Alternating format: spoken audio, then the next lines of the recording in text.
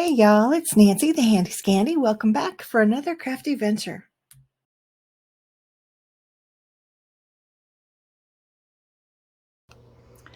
Hey y'all, I am here with this sweet little project. This is what I made for my mother-son challenge. So let me set this aside a little bit. I'll tell you what the parameters were, and then I'll go over my supplies, and then we'll take a deeper dive into that. So my son Zach came down for Raleigh for my birthday. He came down from Raleigh for my birthday. And we decided to come in the craft room and create a challenge. We decided that there needed to be one central focal point, which mine's a little, well, we'll get there. A central focal point. There needed to be some kind of frame or border, and then there needed to be these three colors: purple, teal, and green. That was it. Those were the only parameters. And then we could make whatever we wanted. It didn't even have to be a paper craft, though we both did choose paper crafts. His is so much different than mine, but I love it. He put so much thought into it, and he's not done yet. So next time he comes, he says he wants to finish it. But he was so, I don't know, it was just great crafting with him and watching him create. All of my kids are creative in different ways, and it's just so much fun to see them explore their creativity. But anyway, so to share with you the products that I used to create my card, I started with this stamp set. This was one of my new Tracy Hayes, Batty About You, and I just really liked them. And with this color palette, this was kind of a Halloween-y palette to me. It doesn't have to be, but that's just the vibes it gave me. So obviously I use my distressed spray stains because they're sitting right here. We have Wilted Violet, Peacock Feathers, and Twisted Citron. And about that same time, I had gotten a small stash of, what are these? Stencils from A Colorful Life Designs. And this one is called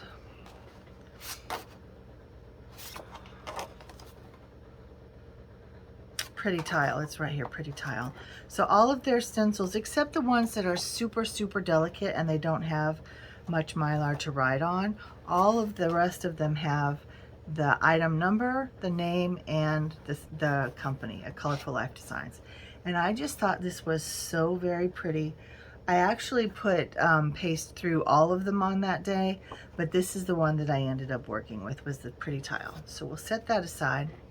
And then, whoop, and then I used the Distressed Texture Paste in Black Opaque, and I had a big piece of mixed media cardstock, and I just had all of my stencils laid out because it was big. I think it's like 9 by 11 or something like that, or maybe it's, I don't know, it's big.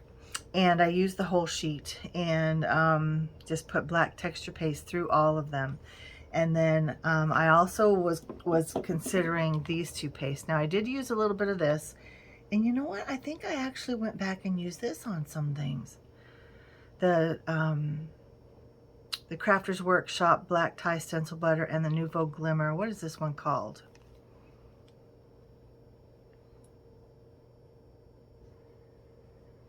Oh, Astral Aubergine. See all that glitter and sparkle in there? Yummy. Yummy, yummy. But for this card, this is the one that I used. So, and then again, like I said, I've got this sweet, sweet stamp set from Tracy Hay. Again, it's Batty About You, and I had a hard time choosing what to use because I wanted to just do one central focal point.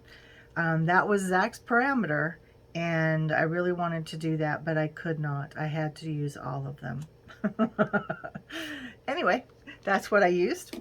And then I also used this circle die set to cut out the circle around this guy. And I cannot remember, honestly, what I used to die cut him out. I think I may have just used a punch. It looks like a 1-inch hole punch.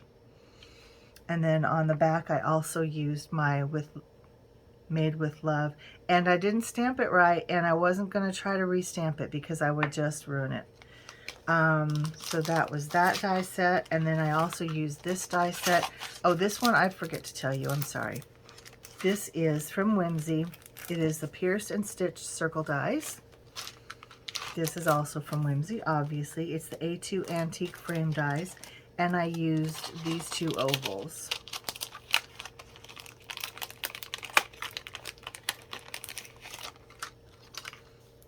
So you can see I used that one for the freaking fabulous. And then I really wanted to layer it up, but I didn't want to eat up too much of that background. So I went with that one, and I think they both work perfectly. It gives the sentiment enough presence and does not eat up too much of that background. And then for the frame, I used this die set, which is called Mix and Match Scallops die set. And so this big scallop is out here, and I also did some partial die cutting to make a scallop on this strip too. I thought that was kind of a fun idea. And then this larger stitched frame cut out the actual background, and then I just used my my trimmer to die cut this black and white stripe paper, which is from, is it Honeybee? I think it is Honeybee, or it's MFT, it's one of those. But anyway, you can see that my cutting is totally wonky, my placement is wonky, everything is kind of going, but that's what it is. I used my Olos to color them up, these sweet little batty bats. And you can see where I've used all three of the colors. I've got the purple, the wilted violet, and the teal is the peacock feathers, and again the green is twisted citron. And then I found markers that coordinated so well, and then I used the white gel pen to just add some little bit of detail. And then on the inside, I took some of the scrap and I layered it on just a black scrap, and of course that's where I have the little spider web. Can you see the little hearts on the spider web? Isn't that adorable? And then on the back side, again, my wonky cutting, but I think that was a fun use of the excess. And then again, the Made with Love. I haven't signed it yet, but then also the little spider. There are two spiders on this set, and I didn't realize that actually. This is a piece of the edge from my mixed media cardstock, and I just thought that is really fun. That can make a beautiful edge on something else, on a mixed media page. I know All in Create just came out with a bunch of different edges for dies, or I mean for A2 cards, for tag sets, for memory decks cards, and I believe that they have used kind of this notebook edge on all of them, if I'm not mistaken, and I thought that was really fun, and I came by it organically. So that is my sweet card, and I just think it's so cute.